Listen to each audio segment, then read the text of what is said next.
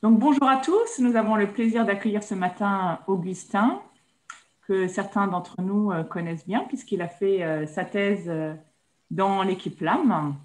Il a été maintenant fraîchement recruté à l'INRIA de Bordeaux et il va nous parler de ses travaux récents. Merci Augustin d'avoir accepté de nous consacrer un peu de temps. Bah, de rien, Claudia. Donc, effectivement, je vais vous présenter un peu les recherches que j'ai faites ces derniers temps sur l'articulation entre l'acoustique musicale et la facture instrumentale. Donc, j'ai refait un petit point rapide sur mon parcours. Donc, effectivement, j'ai fait ma thèse au LAM où j'ai travaillé sur les transitoires d'attaque dans les flûtes à bec avec Benoît Fabre.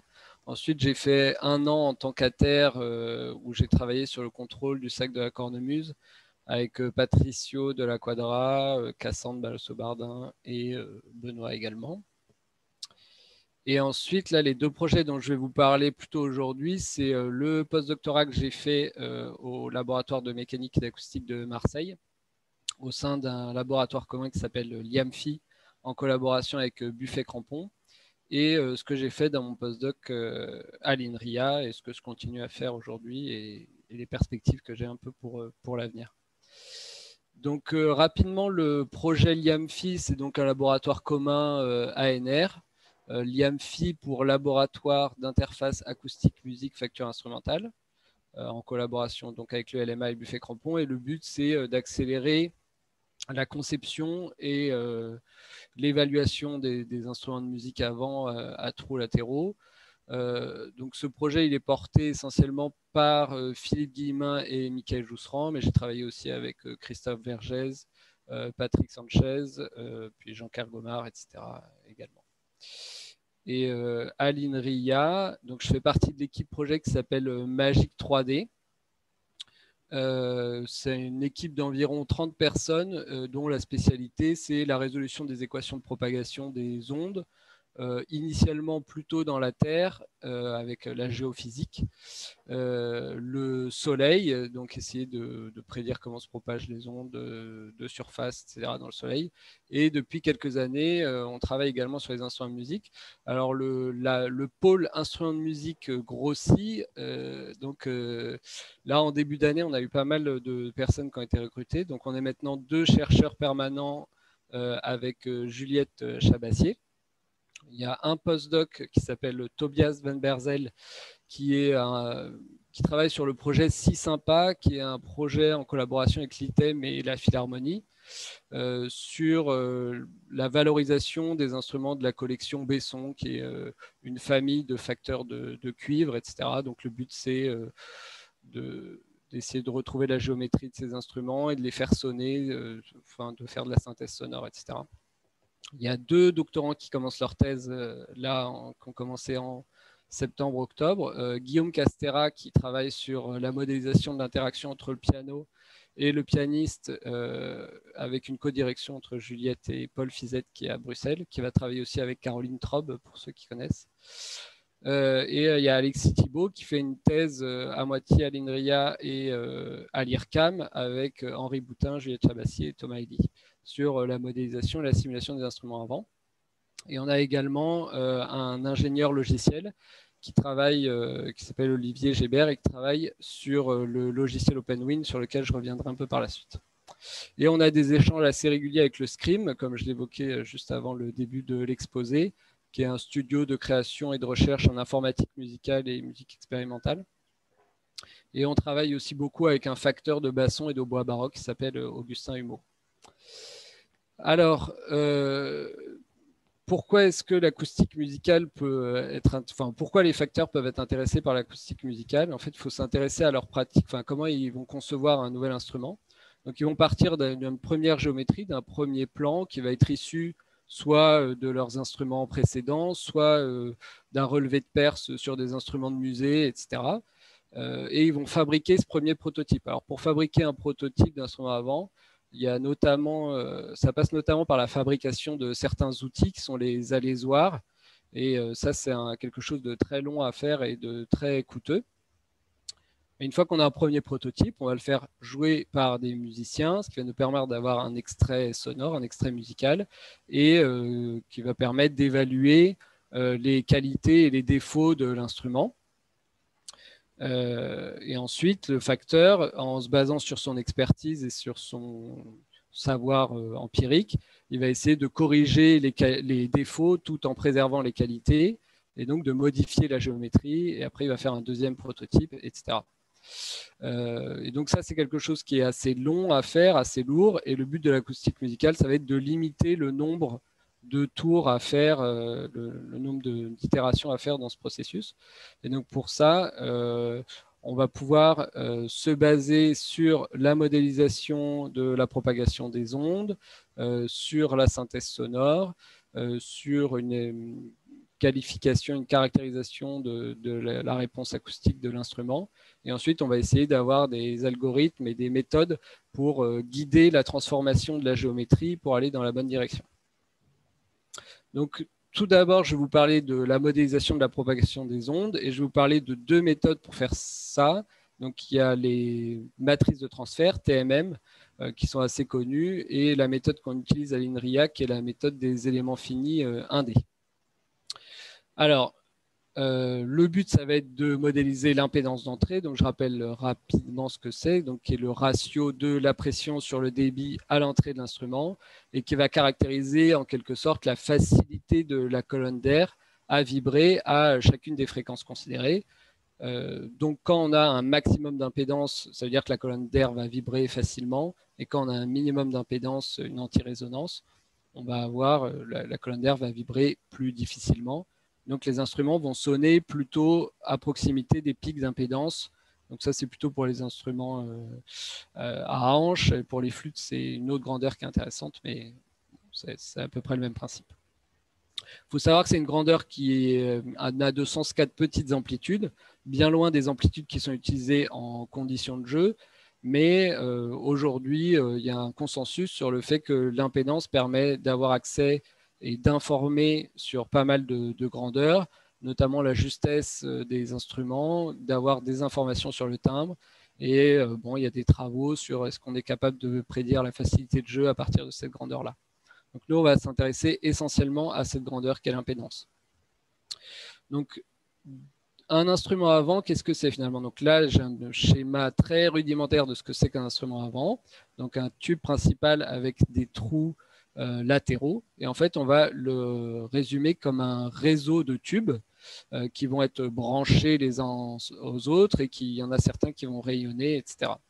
Donc, dans chaque tube, on va avoir une équation. Donc là, c'est la seule équation de l'exposé, mais qu'on va retrouver plusieurs fois, qui est l'équation des télégraphistes qui va régir la propagation des ondes dans chacun des tubes. On voit apparaître des paramètres géométriques, qui sont la longueur du tube ici, L, S de X qui est la variation de la section du tube, de l'aire du tube en fonction de la position. Et on a le champ de vitesse U et le champ de pression P. Et pour regrouper les tubes entre eux, enfin pour connecter les tubes entre eux, on va avoir plusieurs types de conditions au bord, soit des jonctions, donc les jonctions en T ici, quand on a 3 tubes, ou des jonctions plus simples quand on n'a que 2 tubes, des conditions de rayonnement. Et quand on va faire un calcul dans le domaine fréquentiel, on va imposer un débit unitaire à l'entrée ici. Donc le but, ça va être de résoudre cette équation pour avoir notamment l'information de la pression et du débit à l'entrée de l'instrument et d'avoir accès donc à l'impédance d'entrée. La première méthode, c'est d'utiliser la méthode des matrices de transfert. Donc pour ça, on va prendre un tube et on va le découper en tubes de forme élémentaire, donc qui vont être soit des cylindres, soit des cônes principalement, et sur lesquels on connaît déjà la solution des équations. Donc ça va nous permettre pour chacune de ces portions d'estimer la matrice de transfert, et ensuite on va les assembler. Et ça va nous permettre d'avoir la solution de résoudre les équations sur la totalité du tube. Les avantages de cette méthode, c'est que c'est très rapide quand on a des formes simples. Si par exemple on a un cylindre, on va avoir une seule matrice, donc ça va être très rapide à calculer. On a une solution qui est exacte dans le cas des cylindres. Et les équations qu'on obtient, elles permettent d'avoir une relation assez explicite entre les paramètres géométriques de l'instrument et la réponse fréquentielle. Par exemple, on va avoir un lien assez clair entre la longueur du tube et les fréquences de résonance. Les inconvénients, c'est qu'on a une solution qui est approchée quand on n'est pas dans le cas des cylindres et qu'on va devoir faire de nombreuses découpes quand on a une géométrie un peu compliquée. Donc là, c'est le cas de l'espèce de pavillon que j'ai tracé. Donc ça peut être très long à calculer dès qu'on a une géométrie complexe et on ne peut pas aller vers le calcul en temporel, sauf dans le cas des cylindres, on peut utiliser des systèmes à retard, etc. Donc l'autre méthode, c'est d'essayer de résoudre vraiment cette équation-là en faisant une discrétisation spatiale. Donc, je ne vais pas donner les détails de cette discrétisation, mais il y a une méthode pour discrétiser qui est d'utiliser les éléments finis, et ça va nous permettre de nous ramener à un système linéaire ici, avec une matrice A qui va contenir tous les paramètres géométriques et les coefficients des équations, un vecteur U qui va contenir le champ de vitesse et le champ de pression à chacun des degrés de liberté de notre système, et un terme E qui va contenir les conditions au bord. Donc là, on va chercher à inverser cette matrice-là pour chacune des fréquences, et ça va nous permettre de calculer U et P à chaque point de notre instrument, et en particulier à l'entrée. Donc là, l'avantage de cette méthode, c'est qu'on n'a aucune limitation sur la géométrie de l'instrument. On peut très facilement aller vers une résolution en temporel. On peut aussi faire une hybridation avec la méthode des matrices de transfert. On peut utiliser les matrices de transfert pour certaines portions de l'instrument et les éléments finis pour d'autres portions. Il n'y a pas trop de problème. Et on est plus précis et plus rapide que les TMM, sauf dans le cas des cylindres, on a une solution exacte. Donc là, on voit à gauche le temps de calcul en ordonnée en fonction de l'erreur. Le trait plein, c'est pour les TMM, donc sur une géométrie quelconque. Et on voit que plus on réduit l'erreur, plus on augmente le temps de calcul de manière assez drastique. Et pour les éléments finis, on voit qu'on arrive à réduire beaucoup l'erreur en augmentant que très peu le temps de calcul. Par contre, on perd ici la relation explicite entre les paramètres géométriques et les solutions de l'équation, parce que tout ça s'est perdu dans la matrice A ici. Ouais, donc il y a plus de détails qui sont disponibles sur cette méthode dans un article de 2019. Là. Donc là, voilà, on est capable maintenant de calculer cette impédance du résonateur. Et maintenant, on se pose la question de est-ce qu'on est capable d'avoir un extrait musical? Alors oui, il y a des modèles qui existent et qui permettent d'avoir un son à partir de ces instruments. Mais en fait, on ne va pas pouvoir les utiliser, en tout cas, dans l'état actuel des choses, on ne peut pas trop les utiliser dans l'aide à la facture. Parce que quand on veut fabriquer un instrument de musique, on a besoin d'avoir des modèles qui sont très prédictifs. C'est-à-dire, si je prédis que mon instrument il va sonner à 440 Hz, je veux que quand je le fabrique, il sonne effectivement à 440 Hz. Et aujourd'hui, les modèles qui existent, ils sont qualitativement bons. Si on fait sonner un instrument avec ces modèles, on arrive à retrouver un son qui ressemble effectivement au son attendu, mais ils ne sont pas suffisamment précis sur les prédictions pour pouvoir être utilisés. Donc c'est ce qui fait qu'on peut utiliser ces modèles quand on veut faire des instruments numériques, etc., où là, on n'a pas besoin d'avoir vraiment cette prédictivité, d'avoir ces notions précises, mais ce n'est pas adapté à la facture instrumentale. En tout cas, moi, je n'ai pas réussi, je ne connais pas d'études qui ont fait ces prédictions très précises. Donc, ce qu'on va faire, c'est qu'en fait, on va squeezer un peu la production sonore et on va essayer de caractériser directement l'impédance sans passer par le son. Alors, une des possibilités pour le faire, c'est d'extrapoler, de faire des mesures sur des instruments existants qui sonnent bien et d'essayer de relier les propriétés de l'impédance aux propriétés sonores de manière un peu macroscopique, de manière un peu empirique et d'obtenir des lois. Donc, finalement, qu'est-ce qu'on sait mesurer et modéliser de manière fiable sur un instrument avant? C'est l'impédance d'entrée. Et donc, on va se baser là-dessus. Donc, le but, c'est faire des mesures sur les instruments existants, extraire certaines caractéristiques acoustiques. Donc, il va y avoir la question de qu'est-ce que c'est que ces caractéristiques qu'on extrait. et ensuite essayer d'extrapoler ça et d'obtenir un modèle empirique. Si par exemple on s'intéresse à la justesse, on va mesurer l'impédance de tous les doigtés de plusieurs instruments d'une même famille. On va estimer les fréquences de résonance pour chacun des doigtés et on va essayer de relier la fréquence de résonance à la hauteur de la note. Donc après, on se dira, tiens, je veux que mon instrument il sonne un Do. Tous les instruments que j'ai mesurés qui sonnent avec un Do, ils ont telle fréquence de résonance. Donc moi, je mets la même fréquence de résonance. Donc les problèmes de cette approche, c'est qu'effectivement, il faut savoir quelles caractéristiques on va chercher à estimer et que ça limite pas mal l'innovation parce qu'on reste accroché aux instruments existants. Voilà. Donc maintenant se pose la question est-ce qu'on est capable de trouver la géométrie qui a les critères que l'on souhaite obtenir. Donc pour ça, on va faire du prototypage automatique avec de l'optimisation. Donc ça, c'est notamment ce que j'ai fait dans le cadre à Marseille, en collaboration avec Buffet Crampon. Donc je vous présente rapidement ce que c'est que l'optimisation dans notre cas. Donc l'optimisation, en fait, on va décrire la géométrie à travers un ensemble de variables de conception que j'ai regroupées dans un vecteur M ici. Et on va construire une fonction de coût. Donc une fonction de coût, c'est quelque chose qu'on va chercher à avoir le plus faible possible. Donc pour ça, on va choisir une observable, une certaine caractéristique qu'on va extraire de l'impédance. On va se fixer des cibles, donc ces cibles qu'on a obtenues à partir des mesures sur les instruments existants. Et on va construire une fonction qui va être l'écart entre la cible et notre observation. Et le but, ça va être de trouver M qui va minimiser notre fonction de coût tout en respectant les contraintes si on s'en est fixé. Pour ça, il y a plusieurs types d'algorithmes. L'algorithme le plus bas niveau, on va dire, c'est une exploration pseudo-aléatoire, donc ce qu'on appelle les algorithmes génétiques en général. Il n'y a aucune contrainte sur les fonctions de coût, ni sur les contraintes d'ailleurs. Par contre, en fait, le principe, ça va être de tester plein de géométries et ensuite on garde les meilleures, on enlève les moins bonnes, on mélange les meilleures entre elles et on en recrée d'autres de manière aléatoire et on réessaye comme ça plusieurs fois jusqu'à ce qu'on obtienne un minimum.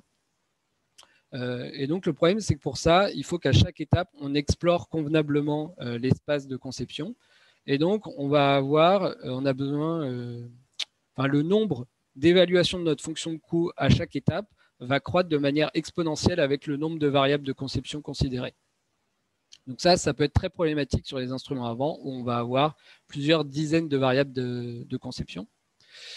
Un deuxième type d'algorithme, c'est ce qu'on appelle pattern search. Donc pour ça, on va partir d'une géométrie initiale. On va regarder un peu autour comment évolue la fonction de coût. Et ensuite, l'algorithme il va aller dans la direction où ça fait décroître la fonction de coût jusqu'à atteindre un minimum. Pour ça, pour que cet algorithme il fonctionne, on a besoin que les fonctions de coût soient continues. Il ne faut pas qu'il y ait de saut, sinon l'algorithme n'arrive pas à avancer. Et les dernières méthodes qui sont les plus rapides, c'est les méthodes de gradient. Donc là, on va se placer à un endroit, on va calculer le coût et on va calculer le gradient dans toutes les directions. L'algorithme va aller très rapidement au minimum à partir de cette information-là. La contrainte, c'est qu'on a besoin que notre fonction de coût soit dérivable et il faut qu'on soit capable de calculer le gradient de la fonction de coût et des contraintes.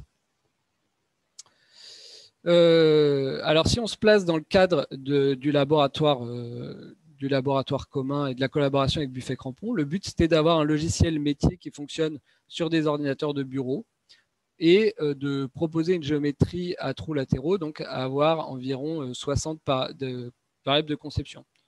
Donc là, on voit déjà qu'à partir de ces deux critères-là, on ne peut pas utiliser les algorithmes génétiques qui sont trop lourds en termes de coût de calcul.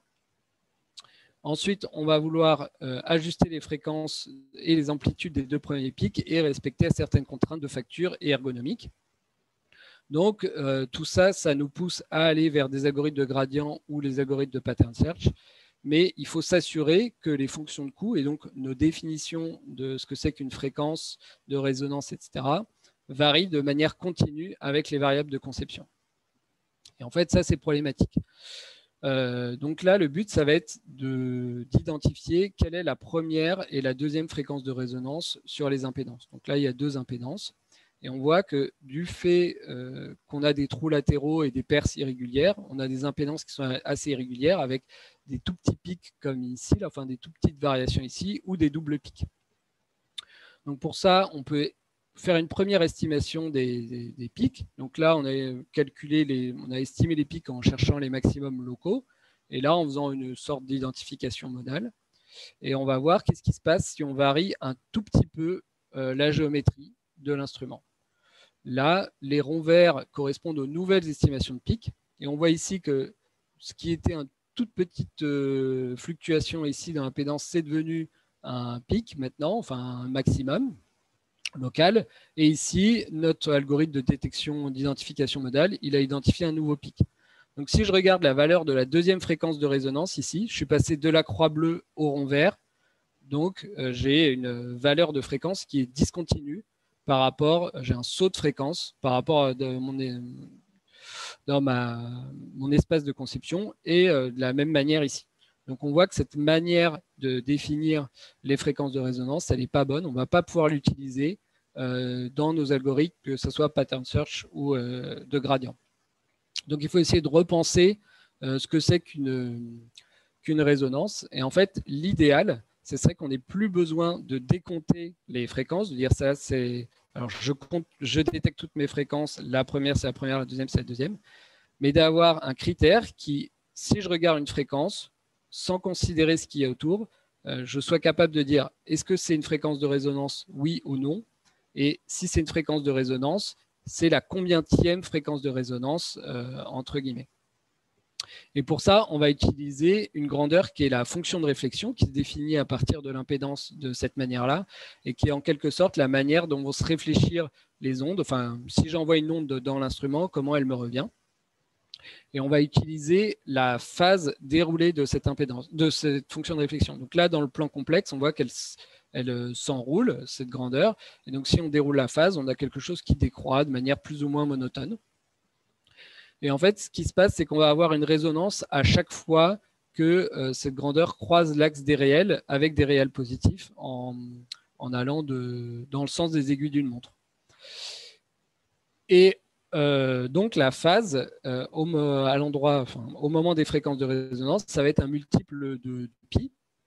Et en particulier, à la première fréquence de résonance, on va avoir une phase de 0. À la deuxième fréquence de résonance, on va avoir une phase de moins 2pi. À la troisième, moins 4pi, etc. Alors on voit qu'ici, par exemple, là, il y a une petite boucle qui fait qu'on va avoir en quelque sorte 2 fréquences de résonance. Et en fait, là, c'est parce que je suis dans ce cas ici, là, où il y avait une double résonance. Donc, avec cette définition, ici, on a 2 fréquences de résonance. Donc, on pourrait se dire que c'est problématique. Mais en fait, nous, on ne va pas détecter ces fréquences de résonance. Ce qu'on va faire, c'est on va se dire je veux à mon trait vert, j'ai la première fréquence de résonance. Donc, je vais uniquement regarder la phase à cet endroit-là.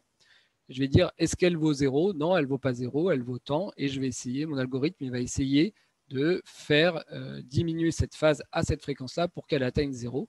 Et de la même manière, je veux que ma deuxième fréquence de résonance, elle soit ici. Est-ce que je suis capable de faire que la phase à cet endroit-là, elle vaille moins 2pi, peu importe ce qui se passe autour? Donc là, on n'a plus les problèmes de double détection, etc. Et on va pouvoir faire tourner notre algorithme. Alors bon, là, j'aborde ça de manière très un peu superficielle, mais il y a un article qui va sortir d'ici la fin du mois de novembre dans le JASA qui explique ces choses-là de manière plus en détail, parce que derrière des choses un peu compliquées. Donc on va essayer d'appliquer ce processus à concevoir un instrument. Donc là, le but, c'était de concevoir un instrument de type clarinette avec 2 registres, avec une 12e entre les 2 registres, sans clétage pour pouvoir faire des prototypes et les tester facilement, avoir une gamme continue et un instrument logique, c'est-à-dire que pour chaque note, on va ouvrir un nouveau trou et on ne va pas en particulier avoir de doigté fourche.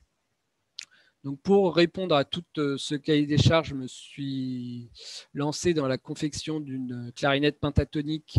Donc sur le premier registre, ça joue une gamme pentatonique de si mineur et deuxième registre, c'est à la quinte, donc c'est fa dièse mineur. avec un ambitus qui se rapproche de celui d'une clarinette en ut. Et on a 8 trous de notes plus un trou de registre. Ça fait donc 18 doigtés. À chaque fois, on ouvre un trou, ça fait 9 doigtés sur le premier registre.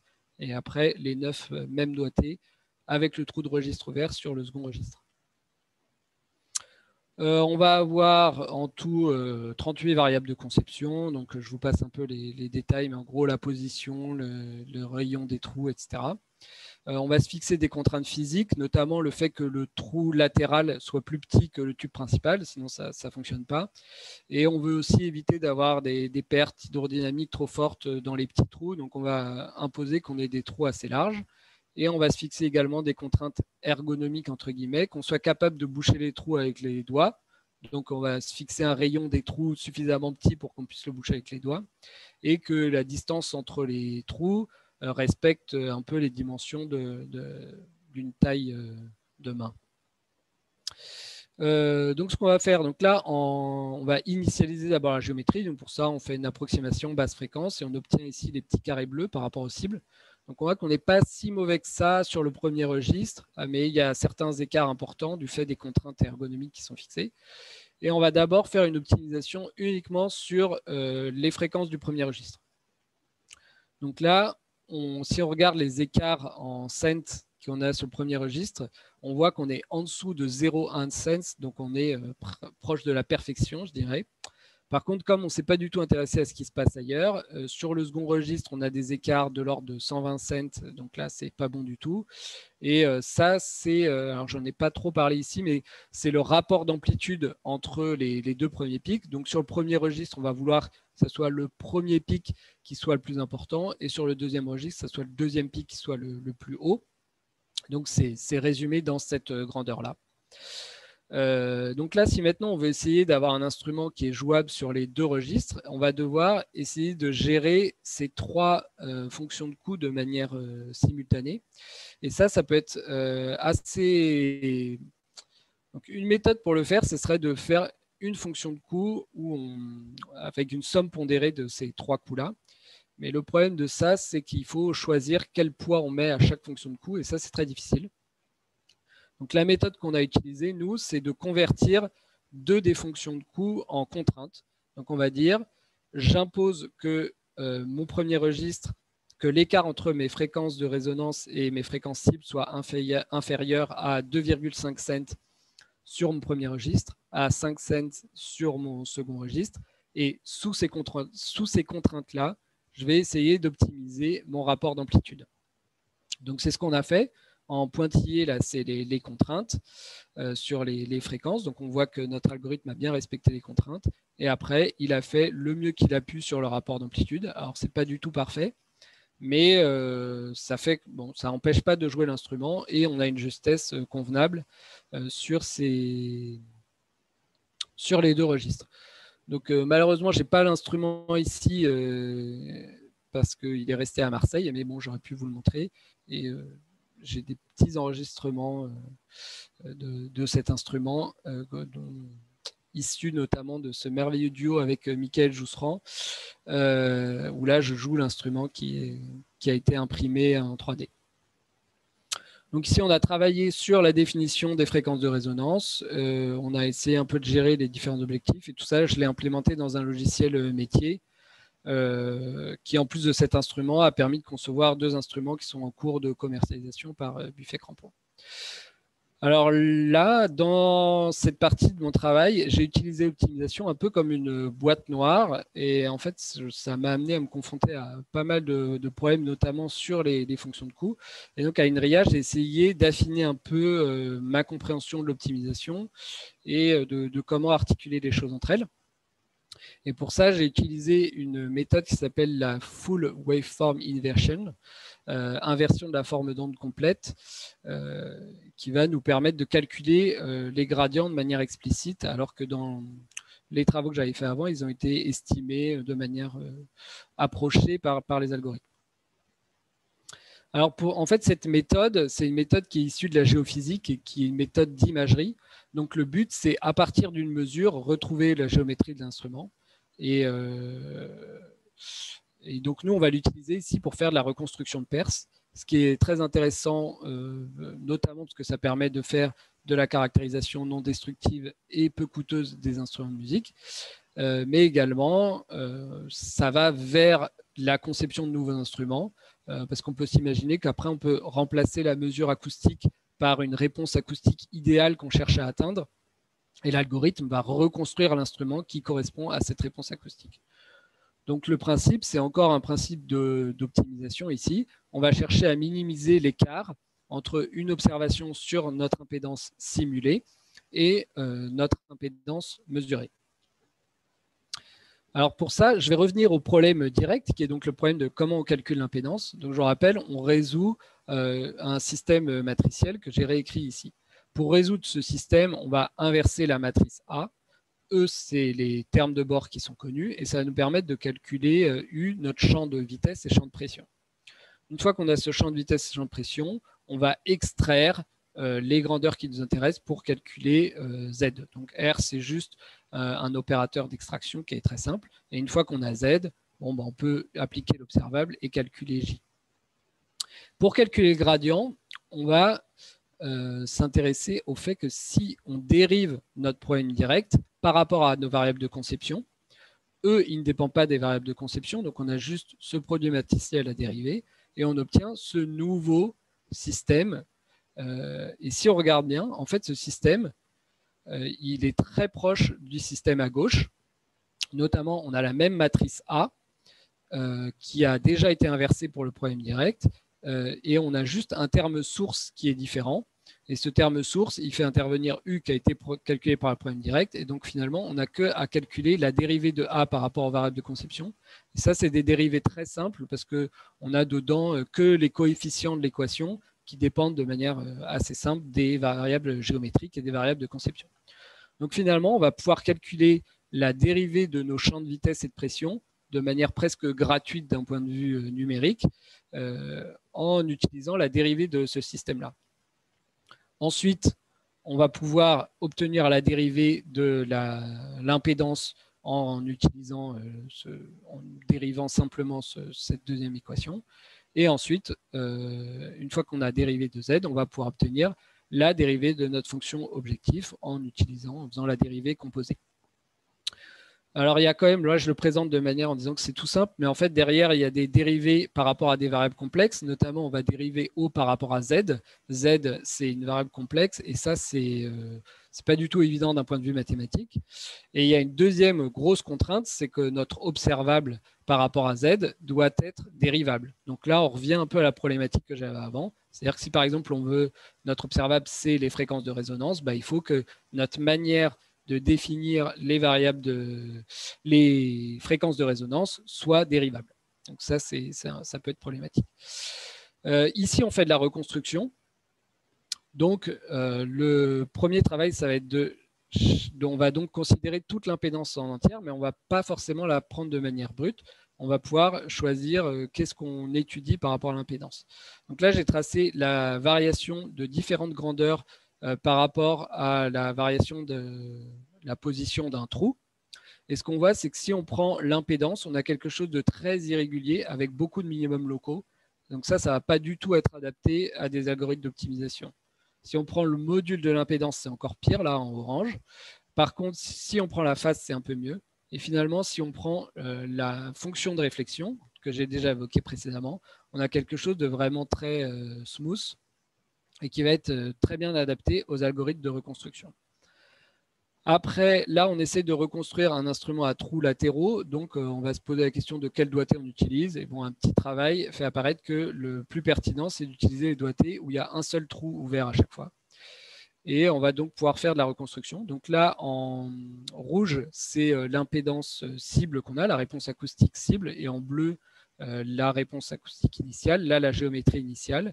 Et si je fais tourner l'algorithme en quelques itérations, on va réussir à coller parfaitement avec la réponse acoustique. Donc là, on voit qu'en 5 itérations, j'ai réussi à retrouver la géométrie de mon tube principal, la position et les dimensions de 2 trous. Donc 5 itérations, c'est assez rapide. Donc là, c'était sur un cas un peu test avec une impédance simulée. Et on est en train de le faire sur des impédances réelles. et ça marche pas mal. La grosse difficulté, c'est d'avoir une mesure d'impédance suffisamment précise.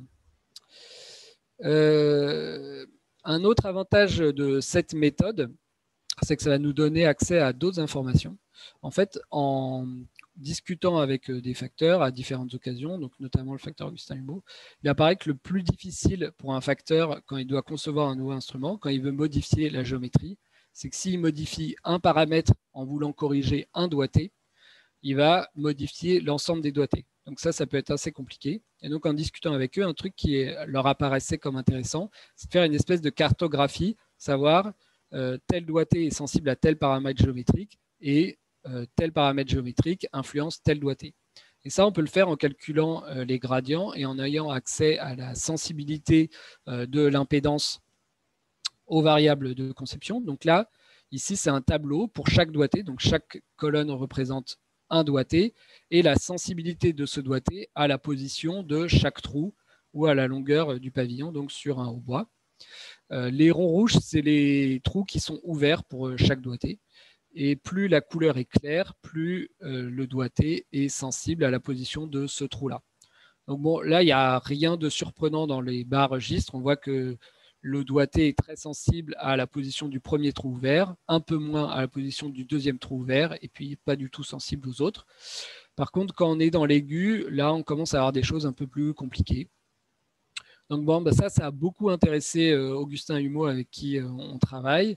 Après, savoir à quel point ça peut être vraiment utilisé par le facteur pour le guider dans les modifications à apporter, etc. Bon, c'est encore un travail en cours. Donc, une partie de ces travaux, elle est implémentée dans le logiciel OpenWin que je vous avais promis de présenter. Donc rapidement, ce logiciel, c'est un logiciel libre. Donc il y a une version préliminaire qui est en ligne et qu'on peut télécharger. On peut s'inscrire aussi à la newsletter sur ce site pour être au courant des prochaines innovations. Le but de ce logiciel, ce serait d'avoir d'abord une utilisation académique. En fait, là, moi, entre ma thèse et mes 2 post-doctorats, j'ai recodé 3 fois la même chose. Et je me dis que ce serait vraiment super si on avait un outil que tout le monde puisse utiliser et qui centralise un peu toutes les connaissances qui existent en acoustique musicale, etc. Bon, c'est peut-être un peu ambitieux et utopiste, mais bon, ça serait un objectif. Et une autre application, c'est de l'inclure, de le mettre à disposition des artisans en l'incluant dans le logiciel PAFI en collaboration avec l'ITEM. Donc là la méthode de le faire, c'est pas du tout encore figé. C'est des discussions qui sont en cours. Et l'objectif un peu scientifique qu'il y a derrière ça, serait d'avoir quelque chose qui est proche de l'état de l'art de l'acoustique musicale, mais également d'avoir des méthodes de résolution numérique qui sont fiables et validées, donc notamment qui assurent des conservations de l'énergie, etc. Donc, dans ce logiciel, il y a le calcul d'impédance que j'ai présenté, des algorithmes de reconstruction que j'ai présenté aussi. Et il y a aussi tout un calcul dans le domaine temporel avec un couplage avec des termes sources. Donc, moi, je n'ai pas trop travaillé là-dessus, mais c'est des travaux en cours et c'est principalement Alexis Thibault qui travaille dessus dans sa thèse et Tobias qui travaille aussi là-dessus en collaboration avec la Philharmonie pour synthétiser des sons de cuivre. Donc, pour résumer un peu sur le travail et montrer un peu les perspectives, donc du point de vue des perspectives, moi j'aimerais travailler en particulier sur les modèles de sources que je n'ai pas trop présentés ici parce que j'ai dit qu'ils n'étaient pas prédictifs, et donc essayer de les rendre prédictifs en travaillant vraiment sur les mécanismes physiques, mais en travaillant également sur des algorithmes d'intelligence artificielle qui permettraient d'ajuster les coefficients de l'optimisation de manière automatique, un peu de la même manière qu'un musicien adapte de manière automatique ses paramètres de contrôle à un instrument donné pour jouer un son. J'aimerais également travailler sur les caractéristiques pertinentes d'un point de vue de la facture qu'on peut tirer d'une part de l'impédance et également du son des instruments. Et il y a un autre travail aussi auquel je vais participer un peu de loin, mais qui est sur la propagation des ondes, donc l'inclusion de la porosité. Donc là, c'est un travail qui se fera en partenariat avec l'IRCAM. Voilà pour cet exposé. Donc, si vous avez des questions, je pense que je suis disponible. Je pense qu'il y a un peu de temps encore. Merci Augustin. Tu as parlé à un moment donné d'un petit film là, de ton fameux duo avec Michael. Peut-être que tu pourrais nous faire écouter pour ceux qui n'ont pas pu avoir la chance d'écouter ton instrument. Alors, c'est pas un petit film, c'est un enregistrement de Bon. radio parce que j'avais que ça sous la main. Et je sais pas où je l'ai mis. Michael, c'est pas forcément la peine, si. Non, mais c'est pas extraordinaire. Hein, c'est juste pour entendre le son. Ce qui est surtout douloureux dans cet extrait de radio, c'est que juste avant, il a mis un morceau un enregistrement professionnel et après, c'est moi qui joue après 2 mois de clarinette. Donc, c'est pas forcément. Ouais, bon, bref. Mais bon, je peux quand même vous faire écouter, il n'y a pas trop de problème. Tac.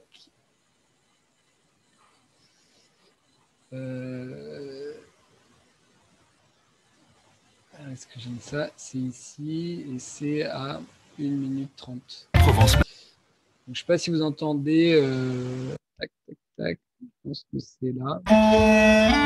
Voilà, c'est ça.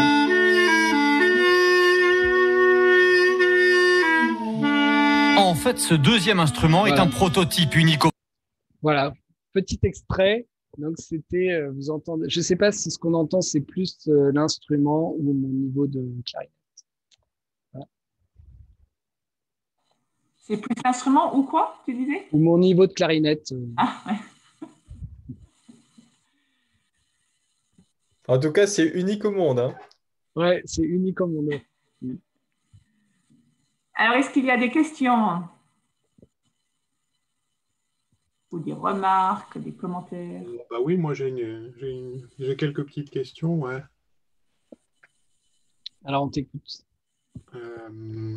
Oui, j'étais pas sûr que le micro passait. Bah merci Augustin, parce que l'exposé est bien sympa. Ça me fait plaisir de voir des développements quand même assez sympas. Alors, bon, évidemment, il y a toute une discussion autour des fonctions de coût, mais je ne sais pas si c'est le moment de la voir. La question que je me posais, c'est que je vois une forme de goût un petit peu pour des outils un petit peu autres que ceux qui sont utilisés dans la communauté pour voir le potentiel que ça pourrait avoir, etc., etc.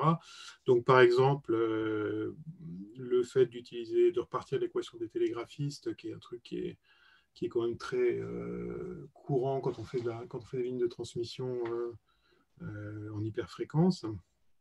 Je vois ça, je vois aussi le fait de travailler sur la fonction de réflexion plutôt que sur les impédances. Et du coup, je me suis demandé, parce que la fonction de réflexion, finalement, revient un petit peu tout le temps là, notamment l'évolution de la phase de la fonction de réflexion. Je me suis demandé si ce ne serait pas intéressant de joindre un petit peu les deux trucs en faisant justement des calculs d'impédance à partir d'un formalisme en fonction de réflexion. Parce que ça, c'est aussi un truc qui est assez classique en hyperfréquence et qui est peu connu des acousticiens. Enfin, moi, j'ai présenté ça une fois à des acousticiens qui ont ouvert des yeux ronds. Est-ce que ça aurait un intérêt, plutôt que de reprendre les télégraphistes, de partir d'une formulation des impédances en termes de fonction de réflexion? Je pense notamment au lien direct avec la Perse, quoi, le potentiel de reconstruction qui est derrière la fonction de réflexion. Ouais, alors tu veux dire écrire l'équation en fonction d'onde aller, onde retour, plutôt que pression débit, c'est ça? Oui, c'est-à-dire que en fait, ça amène à une formulation qui est uniquement en pression, ou uniquement en vitesse ou en débit, mais tu n'as pas besoin de manipuler cette espèce de grandeur un peu barbare qui est l'impédance. C'est une formulation uniquement, uniquement en pression, quoi. Ouais, alors après, là, moi, je travaille pas sur l'impédance quand je fais. Là, je suis passé par l'impédance, que c'est une grandeur qui est assez familière. Au point de vue algorithmique, en fait, je travaille directement sur le champ de pression et le champ de vitesse. Alors, attends, qu'est-ce que je veux... Oui. Après, au niveau de... En fait, moi, je me suis posé la question, il faut quand même rester sur des grandeurs que l'on sait mesurer. Si on veut faire de la reconstruction de Perse, il faut qu'on soit proche de grandeurs qu'on sait mesurer. Si on veut faire de la conception, on n'est pas forcément obligé. Mais donc, par exemple, on est assez bon pour mesurer une impédance d'entrée, parce qu'on s'est beaucoup focalisé là-dessus. Donc, c'est pour ça que là, pour l'instant, la plupart de mes travaux, je passe par l'impédance d'entrée. Mais dans la reconstruction de Perse, il y aura une possibilité qui est d'utiliser, au lieu d'utiliser l'impédance d'entrée, d'utiliser la valeur de la pression acoustique à certains points de l'instrument, donc en mettant des micros à certains endroits. Et ça, théoriquement, c'est plus efficace. Donc là, on se rapproche un peu, si on veut, de ce qui a été fait en réflectrométrie acoustique. Hein. Donc, je ne sais pas si tu évoquais ça aussi. Alors, le problème de la réflectrométrie acoustique, juste pour redire en 2 mots ce que c'est on regarde la fonction de réflexion et on dit que à chaque instant, qu'en gros, la valeur de la fonction de réflexion, elle dépend de la variation de la surface. Donc, à chaque fois qu'on a une variation de surface, on a de section, quoi. Chaque fois qu'on a une variation de section, on a un certain coefficient de réflexion. Et donc, en mesurant la fonction de réflexion en temporel, donc la réponse impulsionnelle, finalement, on va avoir directement accès à ces variations de section. Le problème, c'est que ça marche uniquement quand on n'a qu'un seul tube. Donc, dès qu'on fait un instrument à trous latéraux où on a plusieurs tubes en parallèle, eh ben, ça marche plus. Donc, c'est quelque chose qui est intéressant quand on a. Donc, ça a été utilisé pour les cuivres, etc. Ça a beaucoup été utilisé. Mais pour les instruments à trous latéraux, ça fonctionne pas, ça. Donc, je sais pas trop si j'ai répondu à la question. Je sais pas Enfin, je pense que mathématiquement, c'est équivalent d'utiliser les équations du télégraphiste ou des ondes aller-retour. Donc, ça, je suis pas tout à fait persuadé. Je vois pas trop de quelle équation tu veux parler, en fait, sur ce point de vue. Non, c'est simplement formuler le problème en termes de fonction de réflexion. Ça évite de passer par le formalisme impédance. Et comme tu dis, les fonctions de réflexion sont peut-être moins faciles à mesurer, quoique je ne suis pas convaincu que les impédances. C'est parce qu'on a développé des dispositifs pour évaluer les impédances. Mais finalement, aucun des dispositifs de mesure d'impédance ne mesure réellement l'impédance. Il mesure d'autres grandeurs et il en déduit l'impédance. Donc, à partir des grandeurs mesurées, déduire une fonction de réflexion plutôt qu'une impédance, ça me semble pas... Ouais, c'est vrai. Ouais, bah ça, par exemple, on pourrait le faire. Je pense qu'avec tous les capteurs, ouais, on pourrait le faire. Mais bon, c'est des grandeurs qui sont duales, j'ai envie de dire. Je suis pas sûr que ce soit le bon mot d'un point de vue mathématique. Je vais me faire taper sur les doigts. Mais bon, en gros, je suis pas sûr qu'on ait une perte d'information en passant par l'impédance ou la fonction de réflexion. Oui, c'est pas... Bah, sinon, moi, j'ai toujours la question sur les cibles, sur la fonction de coût et les cibles. Ouais. Puisque là, fonction de coût, c'est harmonicité et rapport d'amplitude. Voilà. Comment on arrive à cette fonction de coût, là? Alors, j'ai pas trop le droit de dire les trucs que j'ai utilisés pour Buffet Crampon, mais sans rentrer trop dans les détails, là, c'est un truc, enfin, comme je le dis, c'est assez macro, quoi. J'ai simplement mesuré les impédances d'instruments. Donc là, j'ai mesuré un truc comme une dizaine de clarinettes, tous les doigtés de cette dizaine de clarinettes. Et j'ai regardé les fréquences de résonance pour chaque doigté, la fréquence de jeu attendue pour ces doigtés correspondants. Et après, j'obtiens une relation fréquence de résonance, fréquence de jeu. Et ensuite, après, pour fixer mes cibles, je me mets sur cette fonction-là. Voilà. Donc là, c'est en fait, bon, après, parfois on teste et on a des mauvaises surprises, mais finalement, l'hypothèse que j'ai faite, qui était une hypothèse très forte, qui était de dire la justesse dépend uniquement de la fréquence du premier pic. Et ça, tout le monde me dira que c'est aberrant parce qu'on ne prend pas en compte l'harmonicité et l'équilibrage harmonique, etc. Bah, en fait, ça marche quand même pas trop mal. Enfin, ça marche pas trop mal en sachant que un musicien, il a un certain contrôle sur la hauteur du son. Et donc, on n'a pas besoin d'être juste à 0,1 cent près, quoi. Si à la fin, notre instrument il est à 10 cents près, même si nos cibles ont été atteintes à 0,1 cent près, si l'instrument qui en résulte est qu'à 5 cents près, parce que nos fonctions de coût ne correspondent pas exactement à la réalité musicale, c'est pas très grave. Parce que le musicien, je suis même pas sûr qu'il s'en rendra compte. Puis j'ai encore des questions, mais je ne veux pas monopoliser. Est-ce qu'il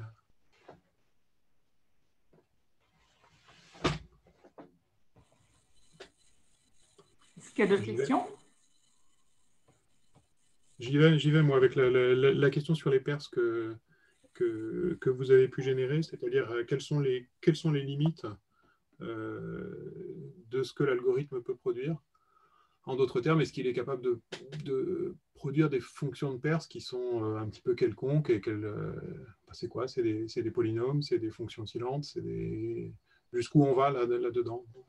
Alors, sur ce que j'ai fait à Marseille, c'était uniquement des portions de cône parce que les paramètres de conception, c'était pour le tube principal, c'était le rayon du tube principal au niveau de chaque trou latéral. Donc, j'avais que des portions de cône. Donc, c'est pour ça que l'instrument que j'obtiens, enfin, on voit pas trop, mais c'est que des petits bouts de cône, en fait. Par contre, et parce que de toute manière, on avait les matrices de transfert. Là, à Marseille, j'ai utilisé la méthode des matrices de transfert et j'avais des matrices de transfert que pour les cônes. Par contre, à l'INRIA, on peut utiliser n'importe quelle équation de Perse. Donc là, j'ai mis un cône, mais en fait, ça marche très bien avec des splines, par exemple. Donc les splines, c'est une fonction C2 continue, donc qui est continue la dérivée première et continue la dérivée seconde et continue et qu'on définit à partir de certains points qu'on met. Et donc, ça marche très bien. On peut faire un truc avec un rayon de courbure constant. On peut faire un truc exponentiel, une fonction de Bessel et tout ce qu'on peut imaginer.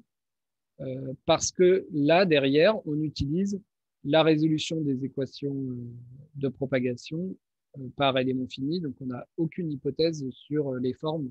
On est vraiment très, très libre sur les formes qu'on va utiliser. Et le gradient, il se calcule très bien pour toutes les formes. Il n'y a aucun problème. Il faut juste calculer la dérivée du rayon à chaque endroit par rapport aux variables, aux paramètres de conception. Mais bon, ça, en général, c'est pas trop compliqué.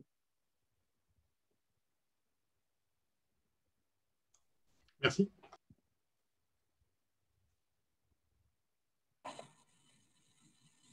Est-ce qu'il y a d'autres questions? Ouais, moi, j'avais une petite question, Augustin, tu en as parlé juste à la fin de la porosité, donc c'est-à-dire le fait de prendre en compte que tu n'as pas un matériau parfait. Est-ce que c'est vraiment une difficulté dans le formalisme ou finalement ce sera assez simple à mettre en place? Alors, je pense, alors c'est pas fait, alors c'est toujours un peu difficile de se prononcer avant que ça soit fait, et surtout que je suis pas sûr que ce soit moi qui vais le faire en majorité. Mais en fait, ce qui se passe là, d'ailleurs, ouais, là les équations que j'ai mis, c'est des équations sans perte. Je sais pas si vous avez remarqué. Et en fait, quand on met les pertes, on rajoute juste on remplace en fait ce J oméga rho sur S par un coefficient dans lequel il y a des fonctions de Bessel et des choses un peu compliquées qui sont là. Et je pense que, alors, je pense que ça va juste modifier ce coefficient-là. En fait, ce qu'il y a derrière ici, c'est qu'on s'est ramené à une équation à une dimension. Donc, on fait une réduction de modèle. On part des équations des ondes en 3 dimensions avec des conditions limites et des conditions de symétrie, etc. Et on va se ramener à un modèle 1D. Et le but, c'est que pour la porosité, on revienne aussi à un modèle 1D. Et donc, on prenne en compte les effets de porosité qui sont des effets plutôt 3D ou au moins 2D, et qu'on revienne à un modèle réduit à une dimension. Et donc, encore une fois, on aura quelque chose de ce genre-là, mais où le coefficient ici, devant le U ou devant le P, seront un peu différents. Donc, a priori, il n'y a pas de changement de formalisme ou de paradigme important. Et au niveau de la cible aussi, ce sera aussi… Après, au niveau de la cible, ça veut dire que bon, ce qui peut être peut-être un peu compliqué, c'est ce qu'on cherche à optimiser et à ajuster la porosité. Là, je ne garantis pas. Je ne sais même pas trop. Et après, à fabriquer. Ouais, mais on aura des imprimantes 3D, micro, je ne sais pas quoi, pour gérer la porosité. Non, je ne sais pas. Après, là, c'est plutôt dans un autre… Je ne suis pas sûr que ça soit dans un objectif de conception, etc. C'est plutôt prendre en compte cette variabilité et pouvoir expliquer et prédire, par exemple, est-ce qu'on peut changer de bois, est-ce que dans un… enfin, voilà, ce type de choses-là, plutôt que pour faire de la conception automatique, pour avoir des profils de perces générés de matière automatique. Je ne sais pas si j'ai bien répondu. Mais… En fait, il y a deux choses, quoi. Il y a une chose, c'est d'avoir des modèles de plus en plus précis et de plus en plus proches de la réalité, tout en restant sur des méthodes de résolution assez légères pour pouvoir être inclus dans des processus itératifs, etc. Et de l'autre côté, c'est de trouver des méthodes qui permettent de guider le facteur dans sa pratique. Je pense que c'est deux choses qui sont un petit peu différentes. Alors, Merci. est-ce que du coup, tu as déjà eu des retours de luthiers sur ton logiciel? Est-ce qu'il y en a qui l'ont déjà utilisé comme Augustin Humeau ou c'est encore en développement? Alors, pas utilisé directement. En fait, le problème pour l'instant, c'est qu'il n'y a pas du tout d'interface, donc c'est un peu compliqué à utiliser pour un facteur. Plutôt, ce qui est ressorti de mes discussions, c'est que l'optimisation, enfin, en fait, dans l'optimisation, il y a deux grosses difficultés qui sont le choix de ce qu'on regarde, donc les caractéristiques qu'on regarde, et le choix des cibles, qui a été évoqué un peu précédemment.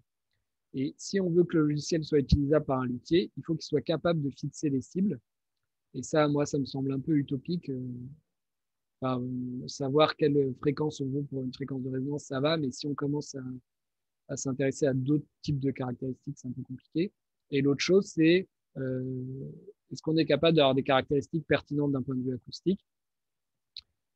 Et pour vérifier l'intérêt des caractéristiques soient pertinentes d'un point de vue acoustique, c'est là où ça peut être intéressant d'avoir ce tableau-là. Et moi, quand je lui ai présenté ce tableau-là à Augustin Humeau, il m'a dit, mais ça va changer ma pratique. Alors bon, je ne sais pas à quel point c'est vrai, parce qu'il dit, moi, en fait, lui, quand il fabrique ses instruments, pour savoir, quand il veut savoir qu'est-ce que ça fait de modifier un trou et tout, en fait, il modifie chaque trou en rajoutant de la cire, en enlevant de la cire, etc.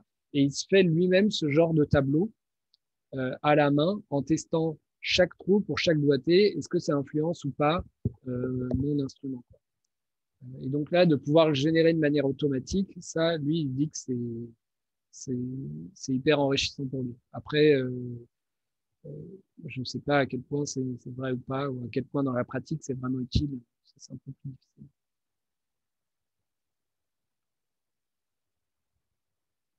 Il y a encore un gros travail à faire de mise à disposition de ces outils aux facteurs.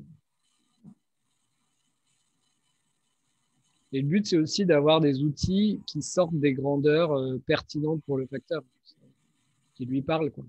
Parce que l'impédance, c'est assez abstrait, quoi.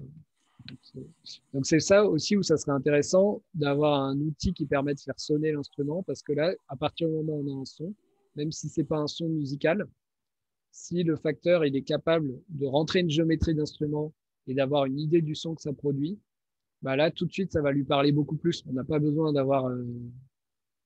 Mais encore faut-il que le son que propose le logiciel corresponde effectivement, au moins dans une certaine mesure, au son qui serait produit par l'instrument, parce que si ça n'a rien à voir, c'est pas très informatif. Ouais, ou à minima, qui est les différences relatives et du sens.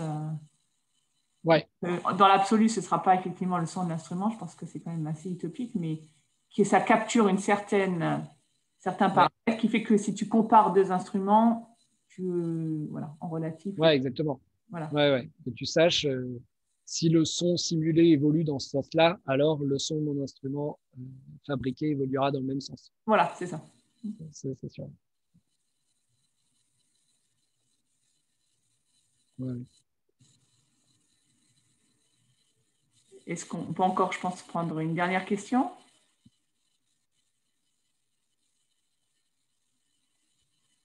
Allô? Oui. Vous m'entendez? Oui. Salut Augustin, c'est Henri. J'espère que ça salut va. Henri. Oui. Et bravo pour ta présentation qui était très bien.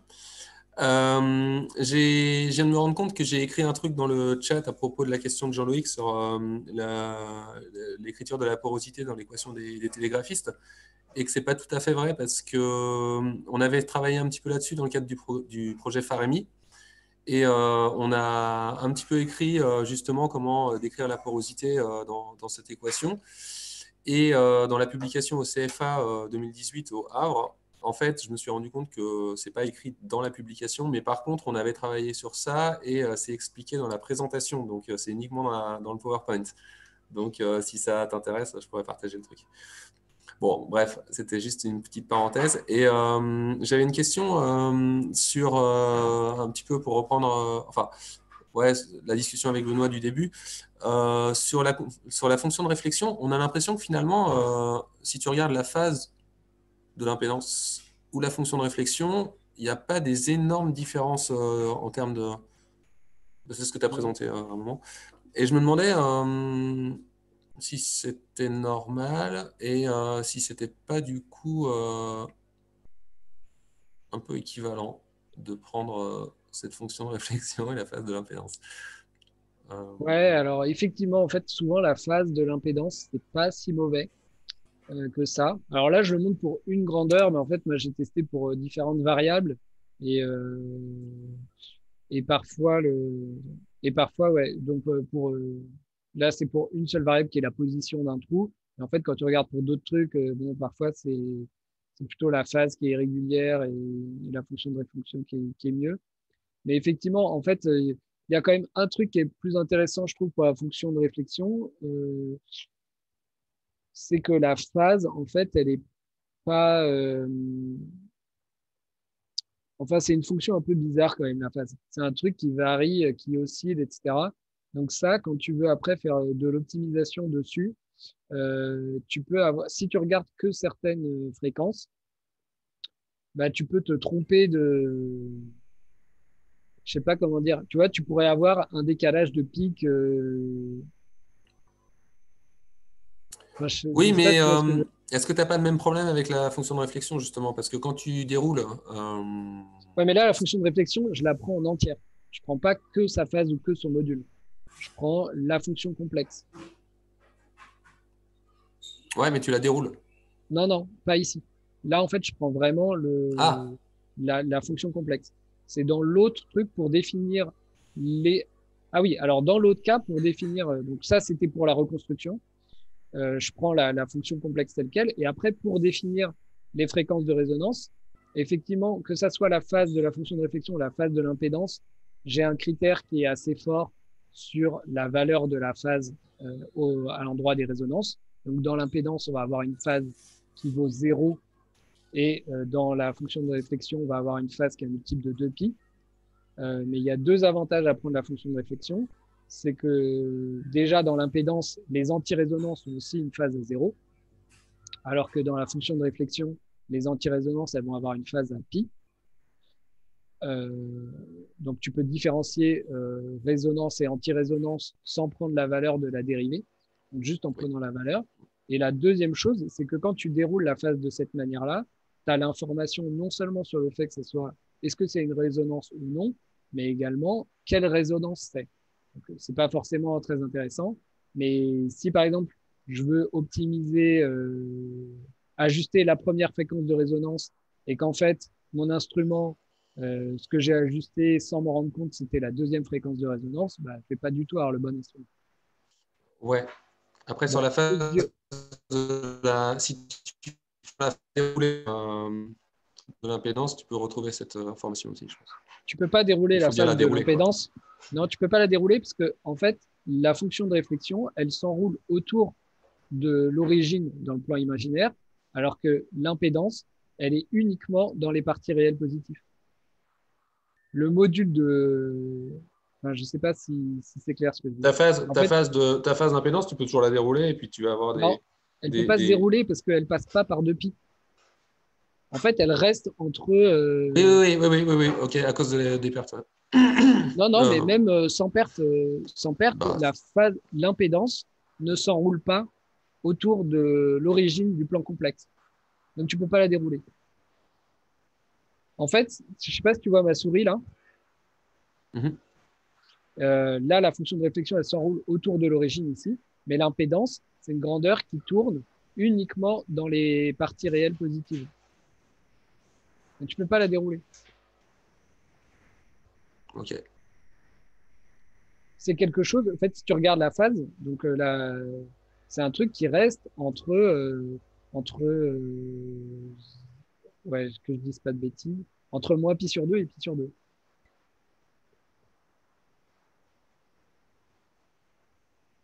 Bon, tu traceras l'impédance dans le plan complexe, Bon, je l'ai tu fait de verras ça. nombreuses fois. Mais, ouais.